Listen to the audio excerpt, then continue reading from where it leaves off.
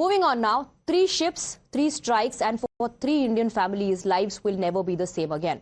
In the waters of the Gulf of Oman, what began as a maritime escalation has ended in tragedy for Indian sailors serving far from home. While 2 vessels saw all Indian crew rescued, the strike on MT Settebello proved fatal, claiming the lives of 3 Indians and leaving others fighting to survive. As competing narratives emerge over warnings, blockades and responsibility, the human cost is already written. Behind every casualty count is a family waiting for answers and a nation mourning lives lost at sea. Let's tell you what has transpired in the Gulf of Oman amid renewed attacks by Iran and United States of America, the ships that came under attack and the damage that has been done. MT Marvex, that was Palau flagged, was attacked on the 8th of June by United States. All 24 Indian crew members were rescued. They were rescued safely. This happened in the Gulf of Oman. This is not an isolated incident. There are other ships also that have come under attack, and for the sailors on board, it was not such a good situation, not a happy situation for those who were part of the other ships. As far as the Gulf of Oman in this region is concerned, we just told you about how 24 Indians were rescued from one of the ships that was attacked. Next vessel here is MT Settebello. 3 Indian sailors were killed, 21 were rescued. This vessel came under attack on the 9th of June again by United States of America, again in the same region. We're talking about Gulf of Oman. And there are a lot of versions. One is the US version, one is the version of the company that owns that vessel that is coming to fore, contradicting what United States of America is claiming. We'll take you through that as well. Let's take a look at the other vessels that have come under attack. This happened near the Shinas port. This is MT Jalbeer, attacked on the 11th of June by United States of America. All 20 Indian crew members were rescued. Thankfully, on MT Jalbeer, the crew was rescued when the situation turned grim. But for those 3 Indian sailors and their families, the ending and the tragedy which took place is something, and the loss for the family is something that cannot ever be compensated. Now, Patnala Suresh, Chief Engineer from Andhra Pradesh, Shivanand Chaurasia, Engine Fitter from Uttar Pradesh, and Aditya Sharma, a young deck cadet from Himachal Pradesh. 3 Indians who lost their lives at sea. They set sail for work, for responsibility, for the promise of returning home. Instead, their families received this devastating news. Behind the headlines of the geopolitical fallout are the 3 Indian lives cut short and homes that will carry this loss forever. Earlier, we spoke to Rajesh Sharma, father of Aditya Sharma, a father struggling to come to terms with an unimaginable loss. His 23-year-old son was serving as a deck cadet aboard the MT Settebello. Aditya had joined the vessel just 6 months ago, beginning a journey that was meant to shape his future. Today, that journey has been cut short. Let's listen into what the father of Aditya Sharma had to say. It's a very difficult time for you and your family, sir. And looking at the circumstances, जिस तरह से हालात बनते हुए जा रहे हैं, unfortunately, we have lost 2 more of the seafarers who were along with Aditya. Knowing that situation, that US Army has gone mad and they are hitting vessels with deadly armed ammunition, how did and under whose consent or pressure that this ship's captain take decision to move this ship towards Gulf through Strait of Hormuz, where double blockade has been from USA and Iran. Right. And why did we take this decision? And why did US Army use this weapon, missile, to hit the ship, cargo ship, which is a commercial ship?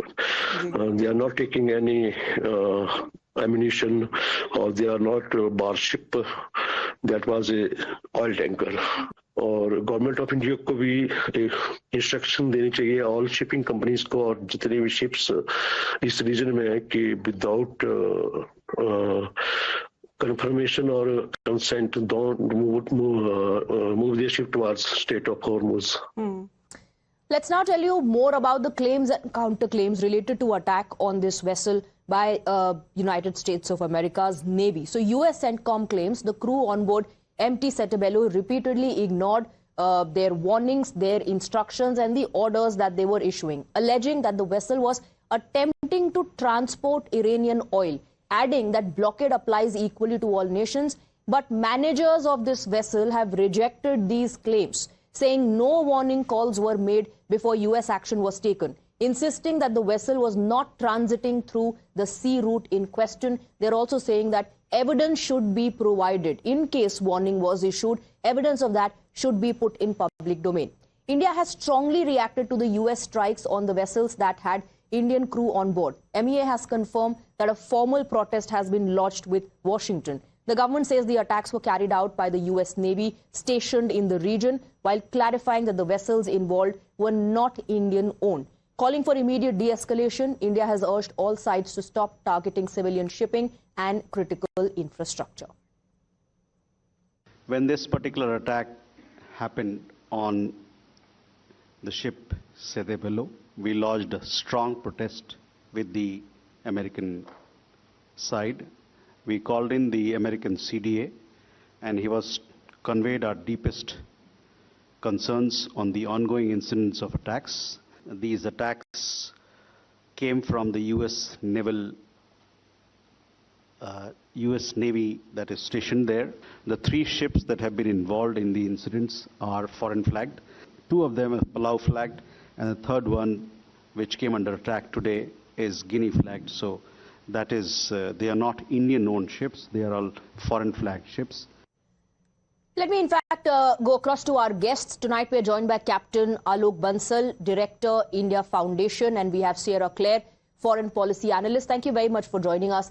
Miss Claire, I want to come to you first because after this incident, after 3 innocent lives were lost, the question that everybody is asking, how is it possible that United States of America did not know? The company that manages this vessel says that no warning was given, there was no instruction, there was no communication at all. Well, of course, this is a terrible tragedy of this war that is being drug on by the Iranians. And this is an economic war as much as it is a military war. And that's why the U.S. has issued sanctions against shadow oil tankers and all of these shadow oil trades that are coming across that, because that is how the Iranian regime, one of the ways that they are trying to push back against the U.S. and continue this this conflict instead of signing a very fair deal that has been offered to them. And so the U.S. has made it clear that that is our policy, is to cut off the illicit economic resources that flow to the Iranian regime. And the Iranian regime has made this an economic war. The United States, has went into this with a military objective, and now the Yes, but this was not a military. This was not a military vessel. Why should innocent individuals be killed? That's what I'm saying. But that's what I'm saying. The reason why commercial vessels are now involved in military activity is because the Iranians made this into an economic war by taking the world hostage. That's interesting. You place the blame on Iran, and the US Navy keeps attacking these vessels. The management of the company, let me reiterate that, the management of the company says that they were not transitioning through. In fact, they were pretty much stationary there in that area for the past 10 days before this incident took place. They're also saying if there is evidence that they ignored or violated the norms, then that should be put out in public domain. The US must prove that it was forced to take this action. Yes, I believe that that there will be more information that comes out from the U.S. military. I'm sure they have to conduct their own internal reviews before they can make things public, but I would agree with that. I would hope that we will see more public information about what happened here from the U.S. military, and I believe that we will. Will there be more information, Captain Alok Bansal? And even if there's more information that cannot bring back the life, 3 individual innocents who've lost their life, they cannot be brought back. What is their families going to do now? Because US and Iran are involved in a situation where US believes that this particular vessel violated the rules. The management does not agree with that. US blaming, putting all the blame on Iran, saying it's because of Iran that this economic war has now been initiated, that the action was taken. See, let's be very clear. Under which law has these ships been attacked? International maritime law does not allow that. They did not enter Persian Gulf as far as the ship's companies think. They were outside the Persian Gulf. They were in Arabian Sea. They were actually in Gulf of Oman. So why have they been attacked? It was an empty ship. So it's, I think, the U.S. Navy's decisions and what they are trying to say. To my mind, there are serious issues as far as that is concerned. In the past also, U.S. Navy has committed mistakes in this arena. You saw a passenger liner which was brought back during Iran-Iraq war in this particular region where when a U.S. naval ship fired on one of the passenger liners and brought it down. So we have had that sort of a situation, and I think it's extremely regrettable that this sort of a thing is concerned. I think there is no reason why a third country ship should be targeted, which is actually not going to Iran.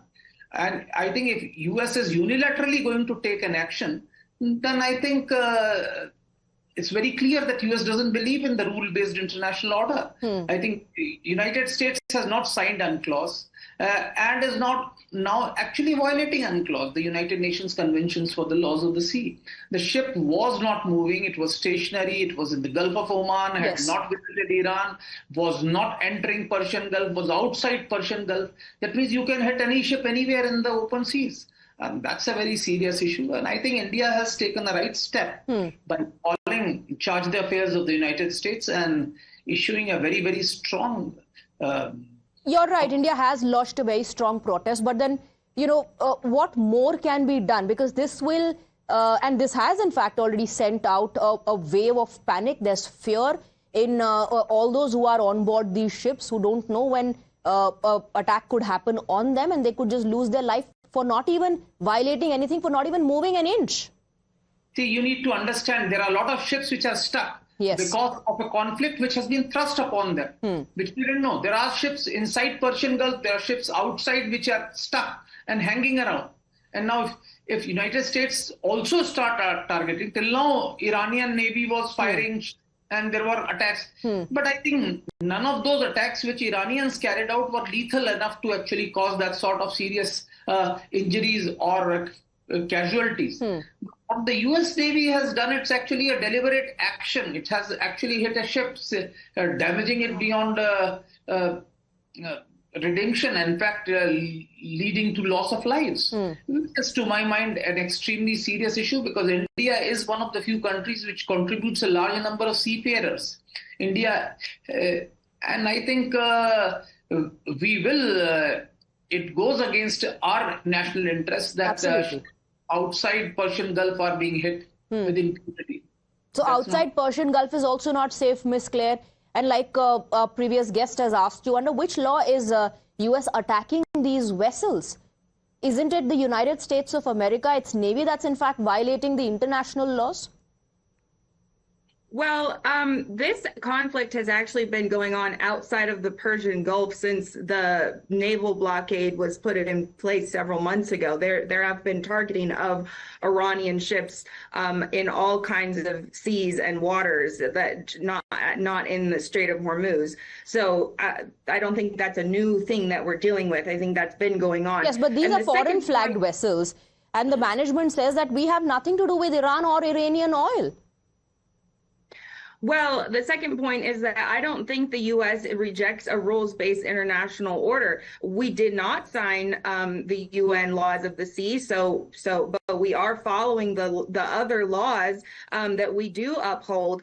And this war, we've discussed this, it's been discussed at length, but this war, people call it illegal. It's not illegal. There are many legal reasons, including self-defense, which is the main one. And at this point, other legal reasons, because Iran has actually attacked U.S. civil infrastructure. Is it legal to hit civil infrastructure and civilians? Well, when a naval blockade is a legal form of self-defense when you're conducting hostilities, and enforcing the naval blockade is that's part of fighting a naval war, is enforcing a naval blockade. There are other ways. There are other ways, isn't it, Captain Bansal? If you think that somebody is, and if the vessel actually was, even let's say, hypothetically it was violating all the rules and norms, are there not other ways? can you not take control of the ship in other ways?